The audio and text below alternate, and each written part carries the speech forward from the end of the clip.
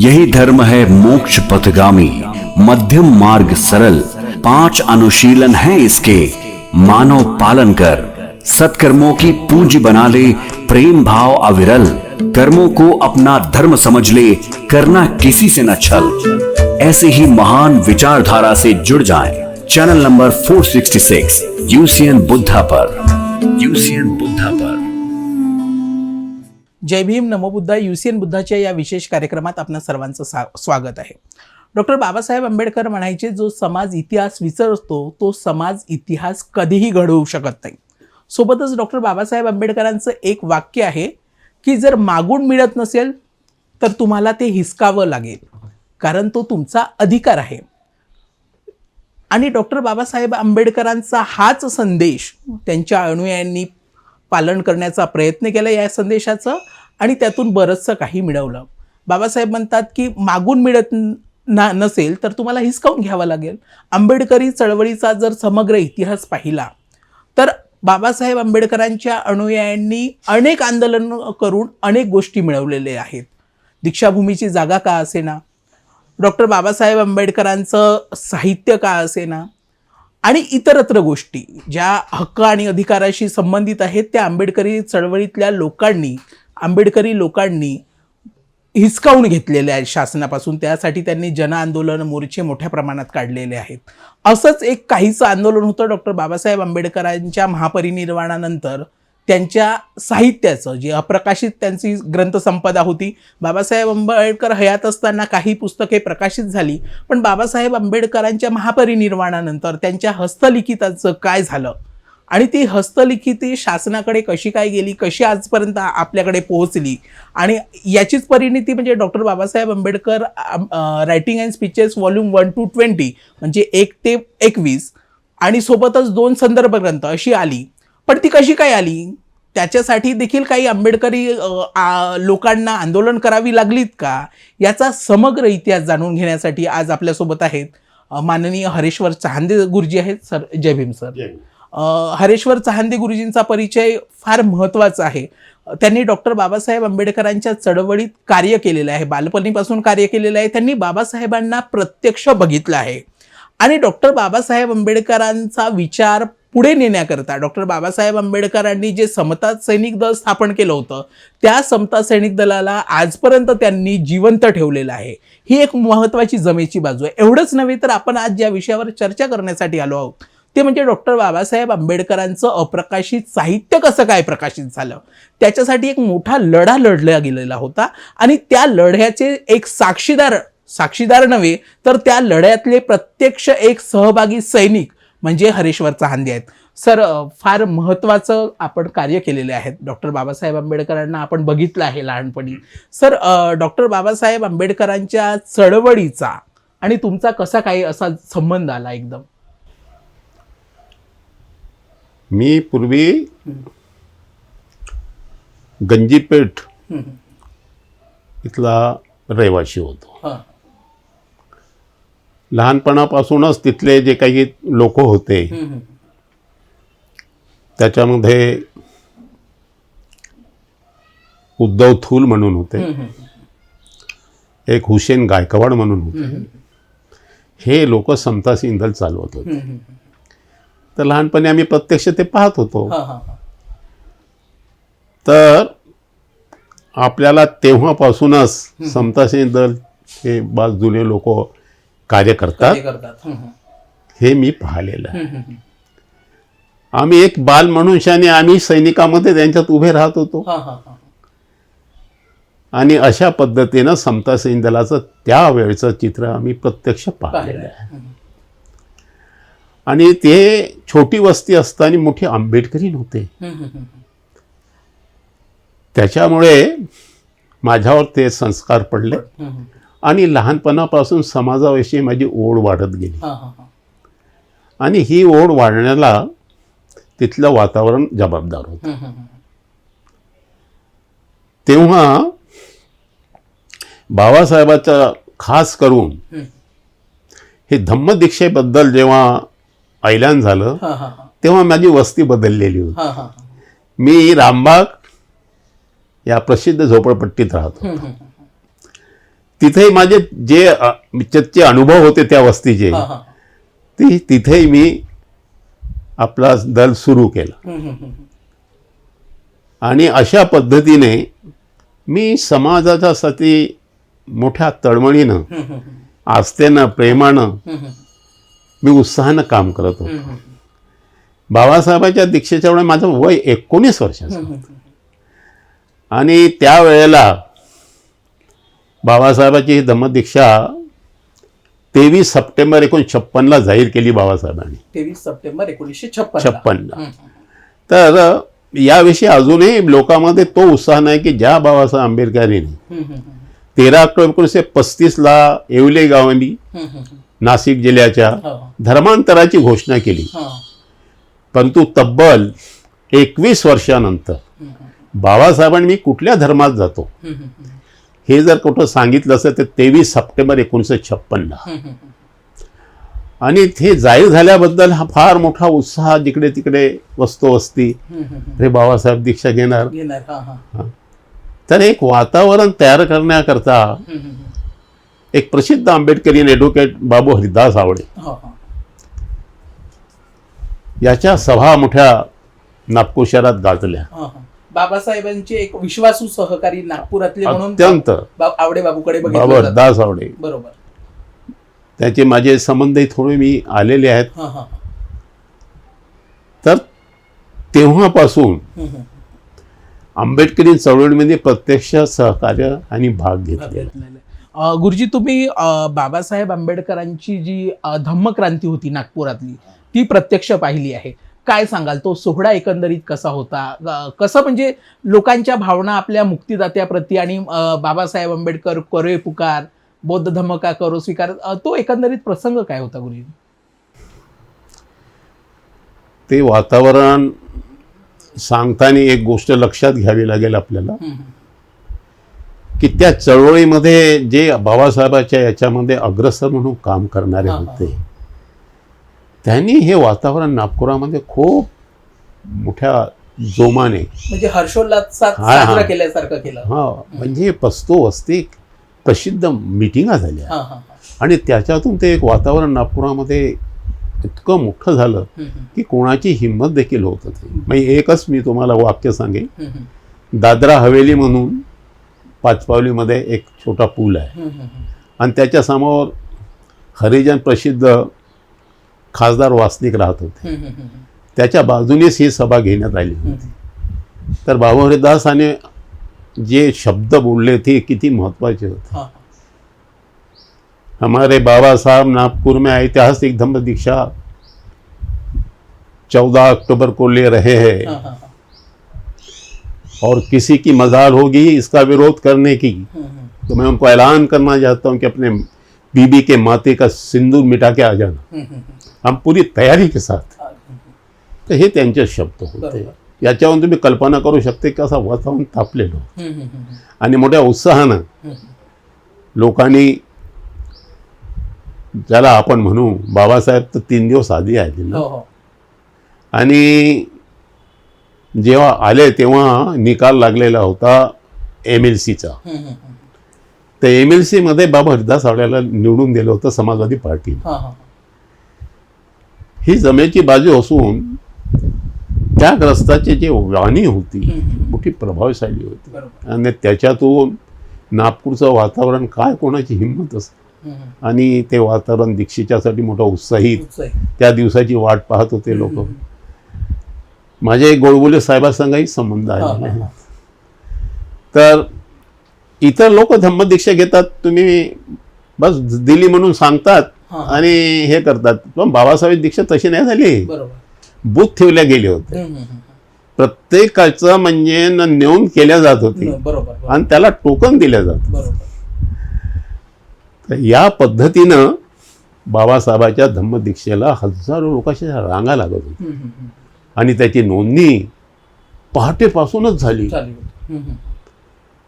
आणि जवळजवळ दीक्षेला 9 वाजताला सुरुवात होण्याआधी पूर्ण पटांगण भरून गेलं स्त्री पुरुष. आणि बाबासाहेबांच्या आदेशाप्रमाणे पांढरे वस्त्र आपल्या ऐपतीप्रमाणे ज्यांना शिवता आले त्या लोकांनी व्यवस्थित पुढे व्यवस्थित पांढरस्यांनी आपल्या माता भगिनी देखील वस्त्रांनी पांढरा शोषून पुरुषांच्या ह्याच्यामध्ये, बरोबर. आणि अशा पद्धतीने धम्मदीक्षाचा तो सोहळा जो झाला वैशिष्ट्यपूर्ण. म्हणजे त्याचे 2 मार्ग होते. बाबासाहेबांसाठी जो मार्ग होता तिथं कोणालाही जाता येत नव्हतं, बरोबर. आणि दुसरा मार्ग जो होता जे प्रतिष्ठित होते लोक त्यांच्यासाठी वेगळा मार्ग होता. आणि अशा पद्धतीने आणि स्टेज जो सजवला गेला तो उत्कृष्ट प्रकारे सजवला गेला होता. आणि साचीची प्रतिकृती उभारली गेली होती त्या समोरचा जो भाग होता वरचा डोम तो साचीच्या स्तूपाचा होता. बरोबर. आणि 2 जे सिंह होते हे अजायबघर जो आहे तिथून ते मिळवलेले होते, जो आपला पुरातत्व विभागाचं संग्रहालय आहे. तर अशा पद्धतीने बाबासाहेबांची प्रतिमा आणि ते 2 सिंह आणि विलोभनीय असा स्टेज सजवला. सर, गुरुजी म्हणजे एकंदरीत बाबासाहेब आंबेडकरांनी आपल्या अनुयायांना एक नवीन धर्म देऊन एक त्यांचा पुनर्जन्म म्हणजे एक नवीन जन्म झाल्यासारखं हिंदू धर्मातल्या ज्या बरबटलेल्या रूढी प्रथा परंपरांना त्यांनी त्यागून दिलं आणि एक नवीन तथागत बुद्धाचा मानवतावादी धम्म दिला. एकंदरीत गुरुजी तुम्ही त्यावेळेस होतात म्हणजे तुम्ही धम्मदीक्षेच्या अवघ्या काही महिन्यानंतर 1-2 महिन्यानंतर बाबासाहेब आंबेडकरांचं महापरिनिर्वाण झालं. याची बातमी वाऱ्यासारखी पसरली. नागपुरातही त्यांचे मोठ्या प्रमाणात अनुयायी होते, आवडेबाबू होते, या कार्यकर्त्यांपर्यंत ती बातमी आली. त्यावेळेस कशी परिस्थिती म्हणजे धम्मदीक्षा अवघ्या 1-2 महिन्याआधी धम्मदीक्षा घेतल्यानंतर आनंदाचं वातावरण झालं आणि 2 महिन्यानंतर त्यांच्या मुक्तिदात्याचं महापरिनिर्वाण झालं. त्यावेळेसची परिस्थिती काय होती, काय नागपूर कसं म्हणजे एक शोकसंवेदनेत कसं? अत्यंत महत्वाची गोष्ट ही की बाबासाहेब तो हा म्हणजे भारतामधले तरी कोणालाच माहिती नव्हतं. हे तर सकाळीच बाबासाहेबाचा मृत्यू जेव्हा म्हणजे समजण्यात आलं तेव्हा त्यांचा जो स्वयंपाकी सुदाम म्हणून होता याला चहा घेऊन पाठवलेला होता. बरोबर.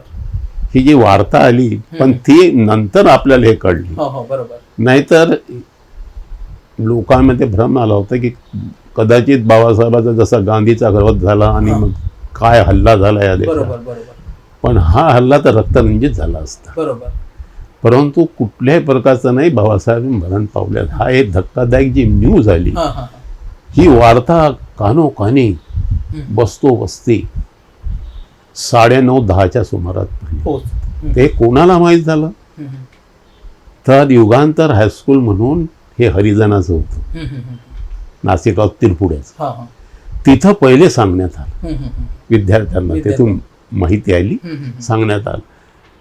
ते लष्करी बाग इंदोरा पाचपावलीकडले विद्यार्थी युगांतर हां तर ते आल्याबरोबर वस्तूला ते काही पोराला मारलं आणि भावनेच्या भरामध्ये काय सांगत आहे कोण सांग अशा पद्धतीने.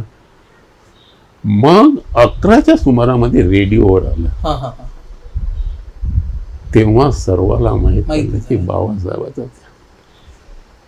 तर नागपूरमध्ये 90% मिल कामगार होते. बरोबर.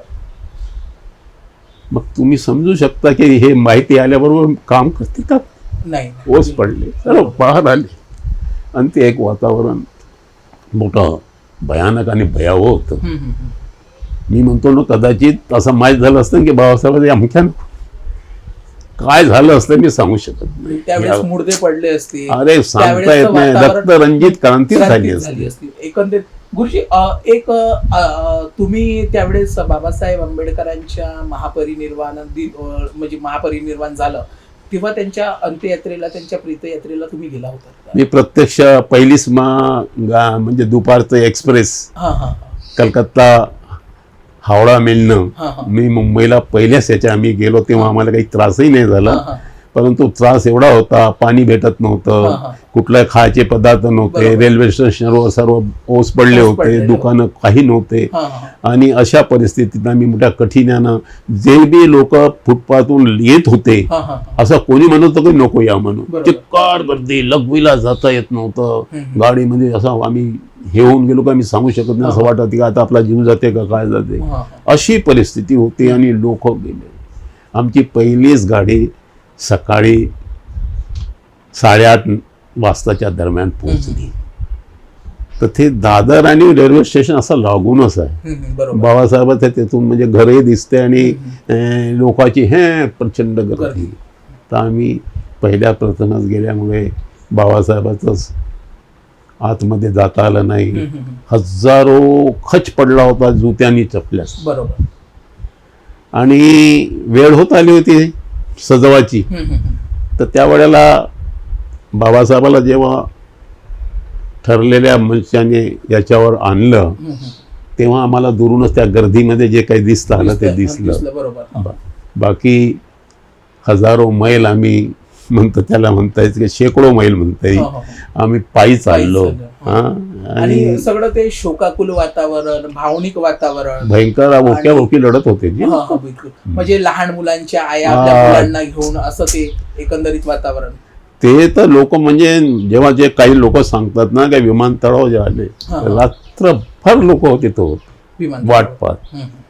हे नागपूरला की काही थांबले नाही, उतरलं नाही, लोकांचा भ्रम. हा एक महत्वाचा प्रश्न आहे की अनेक लोक म्हणतात की बाबासाहेबांचं पार्थिव शरीर घेऊन जे विमान दिल्लीवरून आलं होतं ते नागपूरला काही क्षणाकरता थांबलं होतं. हे खरं आहे का? अजिबात नाही, खोटं आहे हे सगळं. मी सांगितलं मी 19 वर्षाचा होतो बाबासाहेब दीक्षेच्या नंतर. लवकरच हे त्यांचा मृत्यू झाला. बरोबर. वय किती जागृत असलं. बिलकुल बिलकुल. एक यंग कुठलंच नाही, हे सर्व खोटीवर. गुरुजी, एक महत्वाचा प्रश्न म्हणजे डॉक्टर बाबासाहेब आंबेडकरांचं महापरिनिर्वाण झालं 56ला. डॉक्टर बाबासाहेब आंबेडकर गेल्यानंतर त्यांचा विचार हा त्यांच्या अनुयायासाठी मार्गदर्शक ठरणारा होता. आता त्यांचा विचार म्हणजे त्यांचं साहित्य. बाबासाहेब आंबेडकर हयात असताना त्यांच्या अनालिसिस ऑफ कास्ट असेल, थॉट्स ऑन पाकिस्तान, ते प्रकाशित झाले. पण बाबासाहेब आंबेडकरांचं हस्तलिखित जे होतं म्हणजे त्यांनी लिहून ठेवलं ते अपूर्ण राहिलं. त्या अपूर्ण साहित्याबद्दल आपल्याला एक माहिती झाली होती की अमुक साहित्य, बाबासाहेबांचं अमुक अमुक साहित्य अमुक ठिकाणी आहे. ही माहिती तुम्हाला सर्वात आधी कशी माहिती झाली? सर्वप्रथम जे बाबासाहेबांच्या साहित्यात लोक होते आणि बाबासाहेबांचं निर्वाण झालं. बरोबर. त्यावेळेला सोनलाल शास्त्री, शंकरानंद शास्त्री, आपले त्यांचे सेक्रेटरी नानकचंद तू, एल.आर. बाली, भगवान दास, असे लोक त्यावेळी उपस्थित होते. तर त्यांच्या समोर हा प्रश्न उपस्थित झाला तेव्हा कुठल्याही प्रकारचा असा साहित्याचा प्रश्न आला नाही. बाबासाहेबाचं प्रेत कसं नेता येईल हाच विचार चालू होता. बरोबर. आणि त्याची व्यवस्था मग नेहरूंनी थोडी मनावर घेतलं आणि आमच्या सविताबाई आंबेडकरला विचारलं गेलं होतं की हे कुठं, तर ते म्हणे नाही सारनाथला घेऊन चालला. तर बाकीच्या लोकांनी विरोध केला आणि सांगितलं की नाही, हे त्यांची कर्मभूमी जी आहे महाराष्ट्र आणि महत्वाचं म्हणजे मुंबई. म्हणजे बाबासाहेबांच्या आठवणी मुंबईशी जोडल्या होत्या. त्यांचं राजगृह, त्यांच्या रमाईचं निधन देखील तिथं झालं होतं, म्हणून ते एक महत्वाचं ठिकाण होतं. बरोबर. आणि राजगृह साधारण वास्तू नाही आहे. बरोबर. हे आंतरराष्ट्रीय जगाचं एक उत्कृष्ट नमुन्याचा लायब्ररी आहे. बरोबर. आणि त्या दृष्टीनं ते बाबासाहेबांनी बनवलं आहे. प्रत्येक रूमला वेगवेगळं रूप आहे. बरोबर. राजकीय कुठं करायची, सामाजिक चर्चा कुठं करायची, आर्थिक, हे फार महत्वाचं आहे त्याचं. त्यांचा जो ग्रंथपाल होता शशी रेघे यांनी याचं उत्कृष्ट वर्णन केलं. बरोबर. तर ते माझ्या वाचण्यात आलं म्हणून मी सांगतो की तो म्हणते आंतरराष्ट्रीय कीर्तीचं उत्कृष्ट ग्रंथालय होतं राजगृह. तर मनाचा अर्थ असा की बाबासाहेबाचा निर्वाणाच्या नंतर अहमदनगरमध्ये पहिली बैठक झाली हरेगाव म्हणून की बाबासाहेबांचं एवढं मोठं मिशन कसं चालवायचं. बरोबर.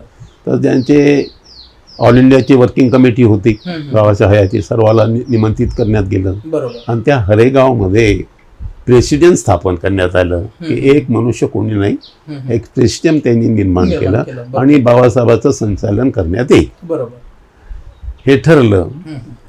पण तिथे कशी अप्रकाशित ग्रंथाबद्दल कुठलाही उल्लेख नाही. नाही. हे बाबासाहेबांचं निर्वाणनंतर संपल्यानंतर यांच्या वारसाचा म्हणजे हे संपत्तीचं ज्याला म्हणता येईल वाटप. विभाजन कसं होईल, वाटप कसं होईल, बरोबर म्हणून दिल्ली म्हणजे जे हे काही लोक जमले तर जे खास बाबासाहेब सान्निध्यात होते तेच जमले. बरोबर तर नाना चंद्रोतला हे सर्वच माहीत असल्यामुळे काही त्रास झाला नाही. त्यांनी सांगितलं की बाबा हे अप्रकाशित ग्रंथ आहे आणि बाकी तर मग त्यांची संपत्ती तर काही घर आहेत, एक मुंबईला आणि एक दिल्लीला. तर जे काही थावर मालमत्ता बी काही हे नाही, जे असेल ते होईल. बाबासाहेबांच्या खात्यातही काही पैसे नव्हते तेवढे, बिलकुल काही. तर मनाचा अर्थ काय आहे की हे सर्व सांगण्यात आलं. मग प्रश्न महत्वाचा आला की स्थावर मालमत्ता तर वाटता येते, बरोबर बरोबर, पण ह्या अप्रकाशित एवढं साहित्य पडलंय त्याचं काय. बरोबर. तर हे मी जे म्हटलं ना, जे जवळचे होते शंकरानंद शास्त्री, सोनलाल शास्त्री, नानकचंद्र तुला तर पूर्ण इथं माहिती, भगवानदास आणि तुमचं एल.आर. बाली असे लोक तिथे उपस्थित होते. मग त्यांच्या सामने हे सर्व झालं तर मग हे साहित्य दोघांनी हमी नाही घेतली. मग सरकारला त्याचं हे करावं लागलं, जबाबदारी घ्यावी लागली आणि मग ते तिथंच पेट्या तयार झाल्या. तर हे प्रत्यक्ष त्यांनी डोळ्यानं पाहिलं. बरोबर. तर हे त्यांच्या लक्षात होतं, इतर कोणालाही या बाबतीत कल्पना नाही. मग यांची म्हणजे मग केस झाला, हिसे वाटणी अशी नाही झाली ना, कोर्टात केस झाला. मग यशवंतराव आंबेडकर यांनी माई साहेबावर केस केला, दोघांची मग तिथं हे झाली. मग ह्या केसमध्ये स्थावर मालमत्ता वाटल्या गेली. मग दिल्लीचं कोणाला तर सविताला, मग आपलं राजघर कुठलं तर यशवंतरावला. मग कार एक होती, दोन होत्या, एक तिला एक यांना, अशा प्रकारचं ते झालं. मग प्रश्न महत्वाचा की तेव्हा मी हे तयार नाही झाले अप्रकाशित ग्रंथासाठी, हमी नाही घेतली. मग त्याच्याकरता मग गव्हर्नमेंटनं मार्ग काढला की हे साहित्य सुरक्षित राहिलं पाहिजे. बरोबर. म्हणून ऍडमिनिस्ट्रेटर जनरल जे होते मुंबईचे, त्यांच्या ऑफिसात हे ठेवले गेले.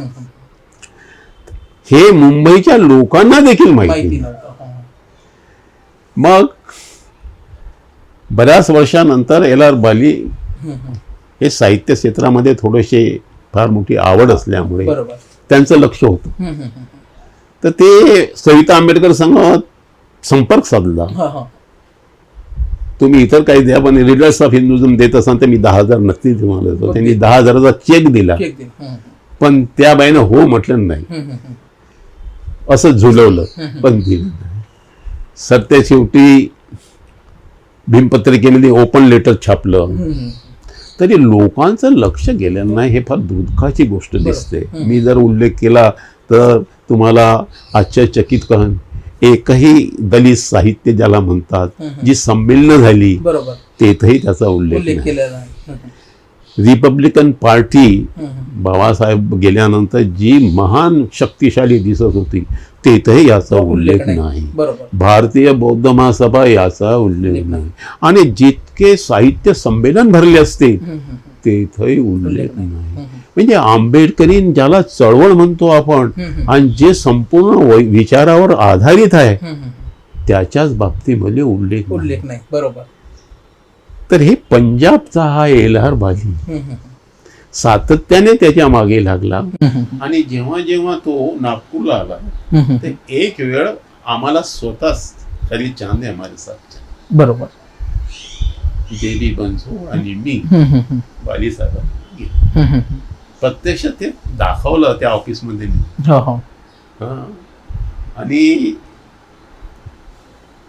तो चॅरिटी कमिशनर जो होता तो प्रत्यक्ष सांगायला लागला, आम्ही थकून गेलो, ही मोठी जबाबदारी आहे, आम्हाला प्रत्येक वेळाला पाहावं लागते, त्याच्यावर फवारणी करावी लागते, नष्ट होऊ नये याची काळजी घ्यावी लागते, आम्हाला भयंकर जबाबदारी, आम्ही त्रासून गेलेलो आहे, कधी हे साहित्य होईल असं तो सांगायचा. मग नागपूरला आलो आम्ही. माझी इच्छा होती ऑल इंडिया समता सिंग दलाच्या नावाने केस टाक, हा हा पण आपला जो पैसा नव्हता. नव्हता. बरोबर बरोबर. कुठली कार्य करायचं असले तर आर्थिक- आर्थिक द्रव्यबळ हे फार महत्वाचं आहे. मग चांदे जी ये बंसोड़ एक भी पैसा लेने वाला नहीं, हम्म, हम्म, कागज पत्र को जो भी पैसा लगेगा हम्म. वो आपको देना है. हा हा मग हे ठरलं. मग त्यांनी हे जे पिटिशन टाकली हा हा ते वाचावं लागलं. हो हो बिलकुल. 1976 हा हो एटुकर बेन्सनने हे पिटिशन दाखल केलं. दाखल केल्यानंतर ही केस सुरू झाली बरोबर. काही महिन्यानंतर. हम्म, हम्म, तेव्हा सरकारी वकिलाचा आर्ग्युमेंट झाला, हम्म. ठीक आहे तुम्ही पाहिलं हो हो पुरावा काय, पुरावा काय. बरोबर. आणि या बाबतीमध्ये पूर्ण तुमची केस काय आहे ते आम्हाला समजलं पाहिजे ना. तुम्ही म्हणता आहे तर बरोबर. असं नाही होणार. कागदोपत्री आम्हाला- पुराव्याशिवाय आम्ही काहीच करू शकत तर नाही. तुम्ही त्याचे कागदोपत्री जे काही असेल त्याचा डॉक्युमेंट्स हम्म, हम्म. तुम्ही उपलब्ध करा. आणि नंतर हे तुमच्या पिटिशनच्या बाबतीमध्ये चर्चा करू. चर्चा करू. बरोबर. नाही तर ही रद्द करण्यात येईल. हम्म, हम्म, हम्म. तर धर्माधिकारी हे चीफ जस्टिस होते नागपूर बोर्डाचे, हम्म. हायकोर्टाचे. मग यांनी असं म्हटल्यानंतर बनसोड संध्याकाळी मोठा निराश होऊन आला आपल्या दलाच्या ऑफिसात. बरोबर.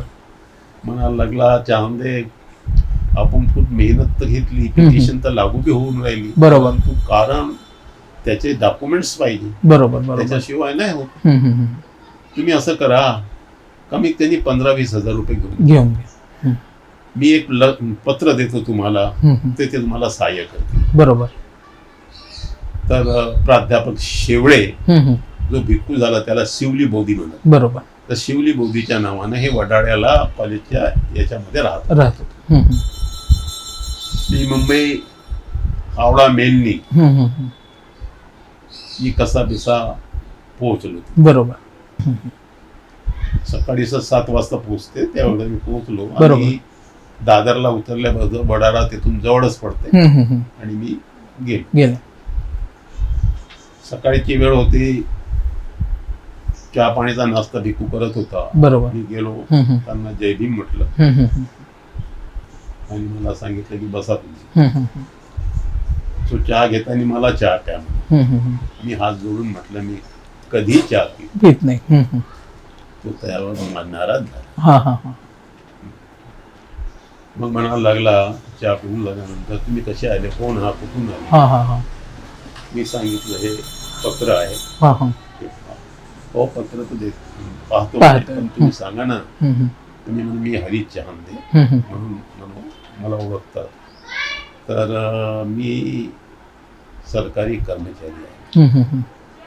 सरकारी कर्मचारी आहे आणि कोणती जबाबदारी घेऊन आले. हम्म, हम्म. नाही म्हणून बाबासाहेबचे अप्रकाशित ग्रंथ जे आहे. प्रकाशित झाले पाहिजे याच्यासाठी म्हणून कागदपत्राची गरज हा, आहे. हा. तुम्ही पत्र वाचल्यावर तुम्हाला कल्पना येईल. हा हा हा. मग त्याने खोलून वाचलं. हम्म, हम्म, हम्म.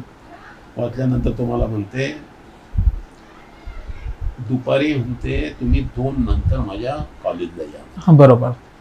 मग आम्ही हायकोर्टामध्ये तुमच्यासोबत आलो हा हा आणि मग आपण पाहू. बरोबर. हा आता कुठं राहणार म्हणे तुम्ही. नाही नाही साहेब मी तिथंच जातो म्हटलं. हा हा आणि मी आपला वेळ काढी हा हा आणि बरोबर तुम्हाला भेटायला तर येतो. त्या वेळेवर भेटायला येईल. हा हा. बरोबर. तर मी गाडी पकडली, हम्म. विटीला उतरलो हा हा हा. आणि तिथून मी हायकोर्टाची बिल्डिंग गाठली. गाठली. हम्म, हम्म. आलो. पहा मी तर हा कधी विचार करतो हे जर सांगत असताना मला एक असं अत्यंत दुःख होतं हम्म, हम्म. की ह्या महापुरुषाचं एवढं मोठं साहित्य त्याबद्दल कुणाला कल्पना नाही. कल्पना नाही. हम्म, हम्म. आणि मी कधी हायकोर्टाचं तोंड पाहिलं नाही. बरोबर.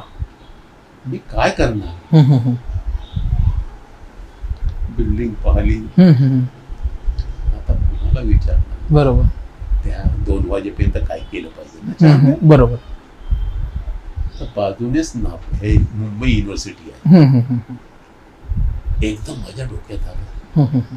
हे तर मी आश्चर्य करतो हे कसं डोक्यात आलं. हम्म, हम्म. आणि म्हटलं आपल्या रामबाबाचा एक मुलगा ह्या युनिव्हर्सिटीमध्ये नोकरीला आला म्हटलं. हम्म, हम्म.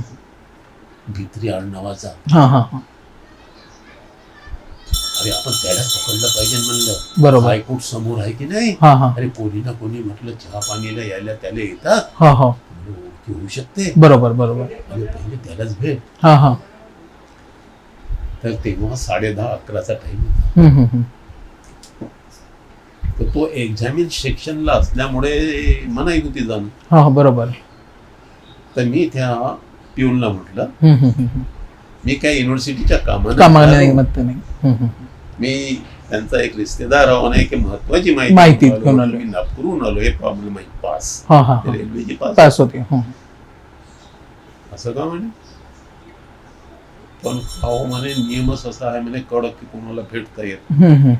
पण तुमचा काहीच संबंध नाही. आता मला पटलेलं आहे. बरोबर. तर म्हणे आता तुम्ही दुसऱ्या मंजावर जा.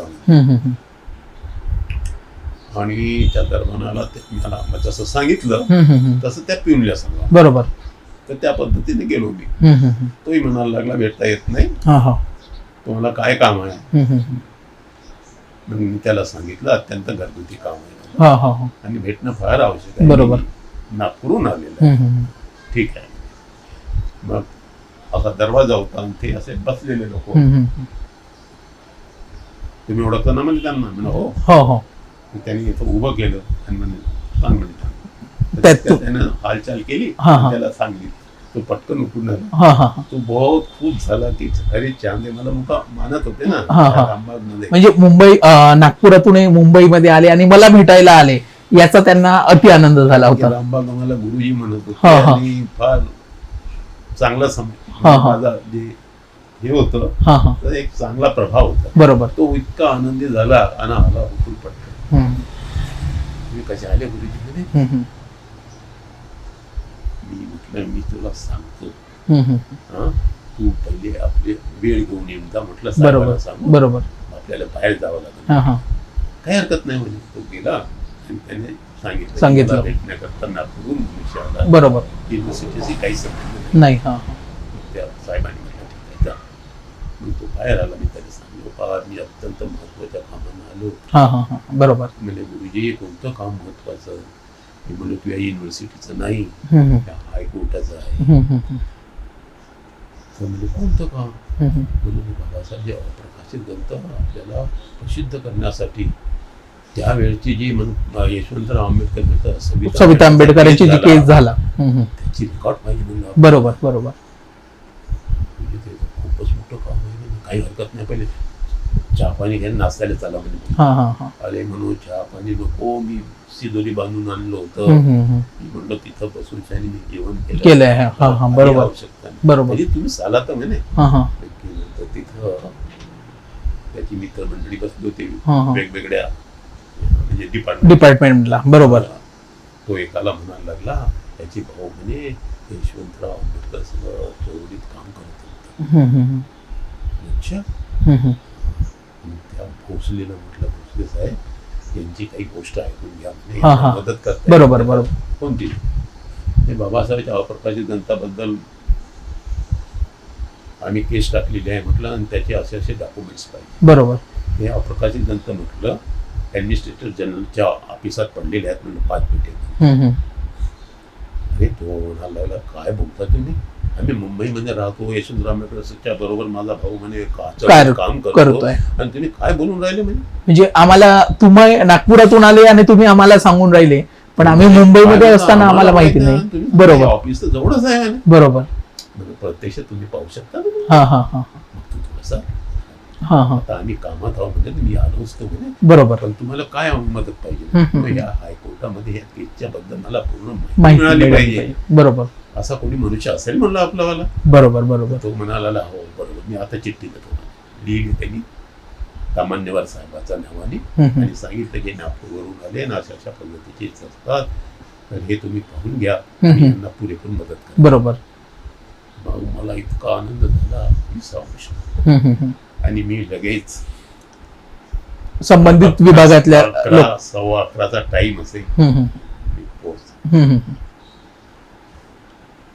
दरम्यानला विचारतो म्हणून सामान्यवर साहेबाला भेटायचं. भेटायचं आहे तर भेटता येतं ना. पण तुम्ही कोण व्हा, बरोबर. कशासाठी भेटता म्हणे. हो मी ओळखत नाही म्हणलं त्यांना.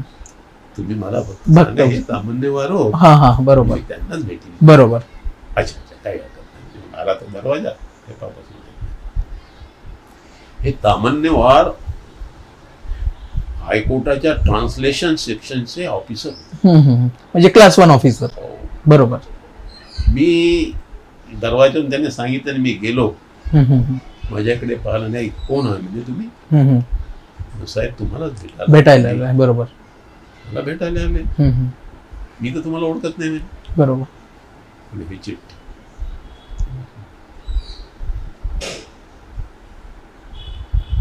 तुम्ही काय काम करता.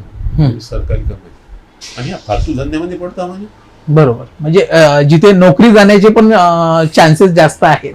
हे काय काम काही घेऊन आले म्हणे तुम्ही. आणि तुम्ही म्हणते चार्टेड कमिशनरच्या ऑफिसमध्ये भेटे आहेत. आणि आमच्या बाजूला ऑफिस आहे. बरोबर बरोबर. आम्हाला कल्पना नाही, तुम्हाला कल्पना आली म्हणे. साहेब मी पाहून गेलो. म्हटलं चला म्हणे. त्यांनी मोठी रिस्पेक्ट दिली त्या अधिकाऱ्याला.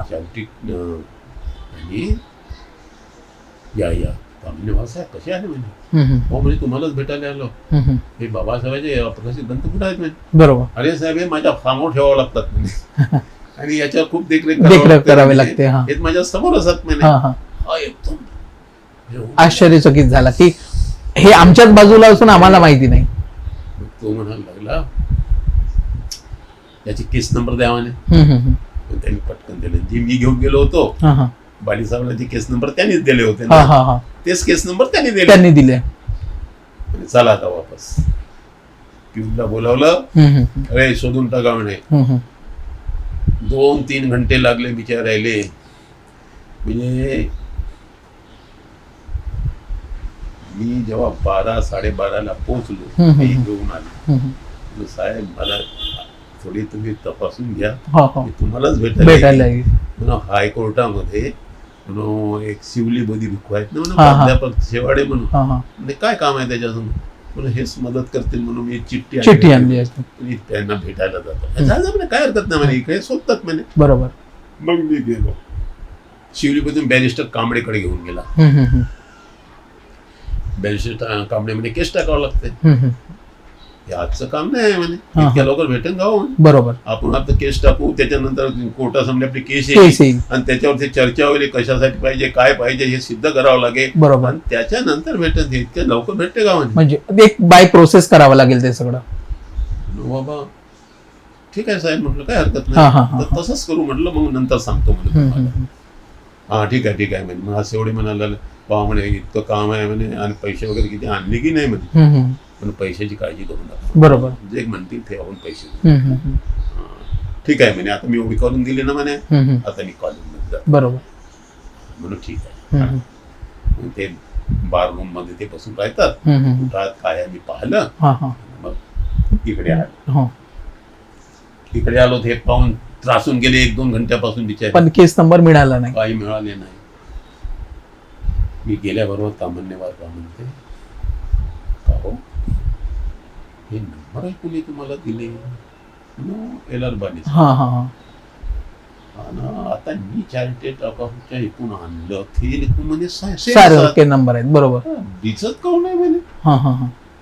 अरे रात्रंदिवस काम करणारे पिऊनचे त्याचे नंबरच राहतात म्हणे आमचे. बरोबर बरोबर. असं करा म्हणे. चला आता आणखी जाऊ म्हणे त्याच्या. पुन्हा आला. त्याला पुन्हा विचारायला लागला का हो हे नंबर कसे काय तुम्ही दिले म्हणे. काय साहेब म्हणे तुमचे हायकोर्टातून जे नंबर आले तेच मी दिले. बरोबर. आम्ही कोणते नंबर देणार म्हणे तुम्हाला. बरोबर. मग चुपचाप ठीक आहे बाहेरून म्हणते अरे बापरे हे ब्राह्मण लोकांचे काय काम होत नाही. म्हणजे केसचे नंबर सुद्धा बदलले. म्हणजे कसा रिकॉर्ड भेटेल. मग साहेब ही बुद्धाचा आशीर्वाद आहे. मग तो म्हणायला लागला अरे हो, त्यांच्या आशीर्वादानं ते आम्ही अन्न पाणी खातो. बरोबर. आणि मी साधारण नाही आहे. हम्म, हम्म, वराडे आहेत ना म्हणे, हम्म. बाबासाहेबच्या सानिध्यात राहणारे सानिध्यात. माणसं आहेत. हनुमंतराव वडारे. आणि पीपल्स एज्युकेशन कोर्साचे आत्ता चेअरमन आहेत म्हणजे आठवड्याचे. बरोबर. मी त्याचा भास आहे. हम्म, हम्म, घाबरू नका, आम्ही पूर्ण सहकार्य करू. हम्म, हम्म. चालला वापस आला. बरोबर. मला म्हणते ही केस केव्हा झाली हे सांगा म्हणते. बरोबर. म्हणजे आपल्याला गट्टी मग त्या वर्षाचे पाहता येतील, सोपं जाईल ते पाहायसाठी. साहेब निश्चित मी नाही सांगत, पण 2 वर्षाचे पहा म्हणून. हा हा. बाबासाहेब 56ला निर्माण झालं आणि 57 57च्या दरम्यान. पहा म्हटलं. बरोबर. अरे वा, ठीक आहे म्हणे, तर काही मोठी गोष्ट नाही म्हणे. अजय एका घंट्यात भेटली. हम्म, हम्म, हम्म. टाईप वाल्याला म्हणते रे टाईप कर म्हणते. हम्म, हम्म, 31 रुपयामध्ये घेऊन आलो. हम्म, हम्म. एक पैसा बी खर्च नाही. हम्म, हम्म. त्या टाईप करणाऱ्याला काय याला 10 रुपये देऊ, हम्म, हम्म. त्याला 5-5 रुपये देऊ. हम्म, हम्म. आता एक भेटलं तर दुसरंही भेटल म्हणे. बरोबर. पण आता घाई करू नको म्हणे. हा, हा. उद्याला सकाळीच पासून लागतील म्हणे कामाला. आता हे थकले ना म्हणे. हा हो बरोबर. तर उद्या म्हणे दुपारपर्यंत भेटून जाईल म्हणे. बरोबर. तुम्ही संध्याकाळी जाऊ शकता म्हणे. हा हा हा. हो साहेब, काय हरकत नाही. मग हे बिचारे चहा पाणी घेण्याच्यासाठी एखादी वाजता पाहायला आले असते. बरोबर. मी काही तिकडे गेलो होतो. हम्म, हम्म. मग ते आल्यानंतर त्यांनी मग सामान्यवारला त्या भोसलेनं सांगितलं. मग त्याला सत्यता पटली. बरोबर. हा. तर मग त्यांनी सांगितलं 3 वाजता ते भेटायला भेटायला येतील तुम्हाला. येतील. बरोबर. मग ते 3 वाजता आपला भित्री तो भोसले हम्म, हम्म. आले भेटायला. छानदे गुरुजी तुम्ही कमाल केली म्हणे. आले आणि मला भेटले आणि अनायासे भोसले भोसले भेटले भेटले. आणि तामान्यवरची ओळखी झाली. मी सांगू शकत नाही ह्या शब्दात. म्हटलं अरे हजारो रुपये खर्च केले असते तरी पिटिशन रद्द झाली असती.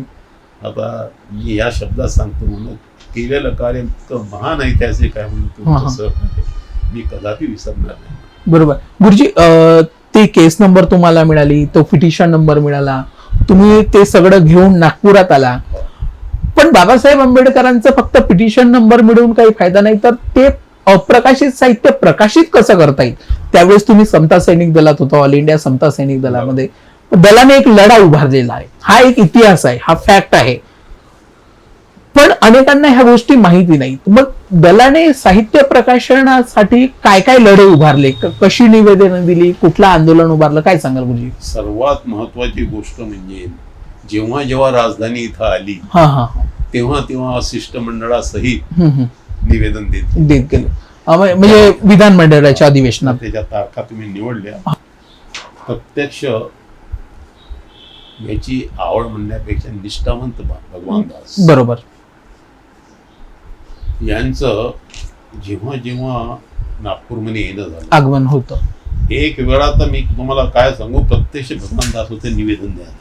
परंतु तो सेक्रेटरी जो शिक्षण विभागाचा मंत्र्याचा सेक्रेटरी होता, बरोबर, तर तो म्हणत होता काय तुम्ही म्हणे एक तर तुमची संघटना पाहिजे तशी प्रभावी दिसत नाही. बरोबर. हो, तुम्ही किती वर्षापासून म्हणजे असे निवेदन द्यायला येतात, हा हा. तुमच्याशिवाय एकाचही येतं चिटोबाला नाही म्हणजे 4 कागद. बरोबर बरोबर. म्हणजे कुणी लक्षच देत नाही त्याच्याकडे. हा, पण तुमचं म्हणे कार्य जरी तुमचं दिसलं हा हा. प्रभावीपणे आम्ही मांडतो. बरोबर. मंत्र्याचं जे आहे काम तिथं ठेवायची लक्षवेधीमध्ये. बरोबर. प्रश्नच नाही कोणी विचारत हा हा. तर तो मंत्री आपोआप बोलन का म्हणे बरोबर. तुमचे निवेदन आम्ही ठेवतो म्हणे. हा हा हा. त्यांना तळमळ आहे, सर्व आहे, हा हा. पण आपणही प्रश्नच नाही म्हणे तिथे येत तर कोण प्रश्न ठेवणार. तर त्या वक्ती जे 6 डिसेंबर असतील संतांच्या जाहीर सभा, हा हा. तर डिप्रेस क्लासेस गर्ल्स हॉस्टेल उत्तर अमावजी रोड इथे भगवानदास प्रत्यक्ष उभे होते. त्याच्यानंतर 23/12/1980 ऑल इंडिया समता दलाचे मुख्यमंत्री नामदार बॅरिस्टर अंतुले जेव्हा मुख्यमंत्री होते त्यालाही निवेदन दिले. हा हा हा. 16/7/81 पुन्हा दलाने शासनाशी नंबर AGB 47 ऑफ 1981 ह्या नंबरचा पत्रव्यवहार केला. बरोबर. 2885 दलाचे शिष्टमंडळ मुख्यमंत्री नामदास आणि शिवाजीराव निलंगेकर मुक्कामी भेटले. बरोबर. दिनांक 7 डिसेंबर 85 दलाचे शिष्टमंडळ नागपूरच्या जिल्हाधिकाऱ्याला भेटले. बरोबर. 21/1/1986 ऑल इंडिया संस्थान दलातर्फे नागपूरच्या धनवटे रंगमंदिरात महाविद्यालयीन पंजाबराव देशमुख स्मृती सभागृहात सभा झाली. बरोबर. त्या सभेचे अध्यक्ष भगवानदास विरोधी पक्षनेते देबा कराळे आणि शेतकरी पक्षाचे तसेच रासू गवई उपस्थित. म्हणजे गुरुजी, एकंदरीत नागपुरातून तुम्ही जनजागृतीचं काम ऑल इंडिया समता सैनिक दलाच्या माध्यमातून केलं. म्हणजे बाबासाहेब आंबेडकर हयात नसताना त्यांचं साहित्य आपल्यासाठी मार्गदर्शक आहे आणि जे अप्रकाशित आहे ते प्रकाशित होऊन लोकांपर्यंत पोहोचावं याच्यासाठी ऑल इंडिया समता सैनिक दलाने हा एक जनजागृतीचा अभियानाचा कार्यक्रम आरंभला. गुरुजी, महत्वाचं म्हणजे हा कार्यक्रम आपण आरंभला, परंतु कुठलेही सत्तेची केंद्र ही त्याच्या राजधानीतून हालत असतात. म्हणजे महाराष्ट्राची राजधानी ही मुंबईमध्ये तुम्ही काही आंदोलन केलं का की साहित्य प्रकाशित मुंबईच्या लोकांमध्ये जनजागृती करण्याचा काही कार्यक्रम वगैरे आखला का ऑल इंडिया समता सैनिक दलाने? प्रकारचे ग्रंथ संमेलन आम्ही आयोजित केलं. ते बाबासाहेब वडाळा कॉलेजच्या हॉलमध्ये आयोजित केलं. आणि विशेषतः त्या सभेला अपेक्षा होती, परंतु BC कांबळ्यांनी या, पण तो आला नाही. दाता रुपती मात्र हजर होते. हे आता महान चळवळ लागतेच. ते हा समाज कल्याण केंद्रामध्ये जो आहे रामदास आठवले, हा बाजूच्याच रूम मध्ये होत्या हॉल. त्यांनी 2 रूम कब्जा केले होते. विद्यार्थी जे नोकरी लागले किंवा नोकरी पाहतात त्यांना आश्रय दे, त्यांच्यातून पैसे घे, अशी त्याची चळवळ होती. तो अजिबात नाही पराला. म्हणजे बाबासाहेब आंबेडकरांचा आपण राजकीय वारसा चालवणारे म्हणणाऱ्या लोकांनी देखील याच्याकडे दुर्लक्ष केलं. बिलकुल दुर्लक्ष. जे मी तुम्हाला सांगतो ना, आता BC कांबळे साहित्य साधारण माणूस नाही बरं, पण ह्या माणसानं देखील उपस्थित नाही झाला. दाता रुपयाचे साधारण नाही, पण हा काँग्रेसमध्ये नव्हता, तरी स्वतंत्र बनण्याचाच होता. बरोबर. त्यावेळेला याचे प्रयत्न काही हे नाही झाले, याला सहयोग नाही दिला पाहिजे तसा.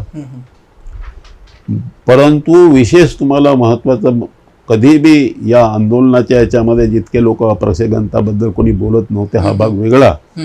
पण ज्याला आंबेडकरी चळवळ म्हणतात आणि जे साहित्य इतकं महत्वाचं आहे ह्याच्याबद्दल दुर्लक्ष आहे, तर विलक्षण कोणाला सांगाल तर अचंबा वाटेल. बरोबर. म्हणजे आपला जो मुक्तिदाता आहे, आपण ज्या मुक्तिदात्याच्या नावाचं त्यांचं नाव घेऊन साहित्य संमेलन आयोजित करतो, अरे किती त्याच मुक्तिदात्याचं साहित्याकडे दुर्लक्ष करणं ही या समाजाची आश्चर्य घेतो. असं जर याच्यावर कोणी लिहिन ना, विश्वास बसणार नाही.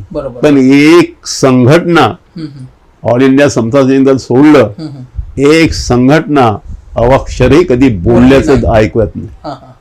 गुरुजी, एक महत्वाचा प्रश्न म्हणजे डॉक्टर बाबासाहेब आंबेडकरांचं अप्रकाशित साहित्यासाठी आपण जो लढा दिला त्याची परिणिती आज आपल्याला दिसते. तो यशस्वी झाला. काय प्रतिक्रिया होती नंतर बाबासाहेब आंबेडकरांचं अप्रकाशित साहित्य समोर आलं, ऑल इंडिया समता सैनिक दलानं एवढं मोठं योगदान केलं, काय वाटतंय तुम्हाला? काय प्रतिक्रिया होती? तो खंड आला, नवीन खंड आला प्रकाशित साहित्याचा, तो जसा प्रसिद्ध रिडल्स ऑफ हिंदुझम झाला, महाराष्ट्र पेटून उठला. बरोबर बरोबर.